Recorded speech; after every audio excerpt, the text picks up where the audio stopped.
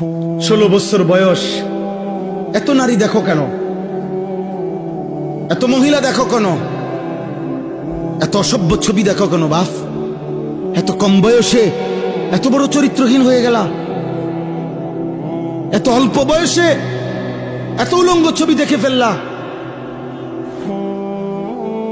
এবার তো তোমার আর পৃথিবীর সুন্দরী বউ এনে দিলেও তোমার তৃপ্তি হবে না, কারণ তুমি না আরো এর চাইতে অসৎ দেখছো।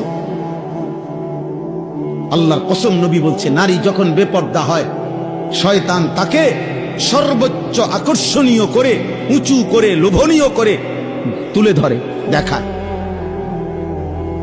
আল্লাহ রসুল বলছেন, ফাইদা খারাজাত ইস্তাশরাফাহা শাইতান। নারী হচ্ছে আওরাত, নারী হচ্ছে আড়ালের বস্তু, নারী হচ্ছে লুকিয়ে থাকার বস্তু।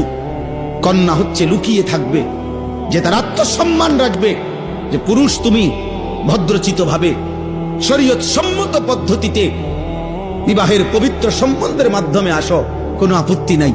কিন্তু আমি নারী, আমার ইজ্জতের দাম অনেক।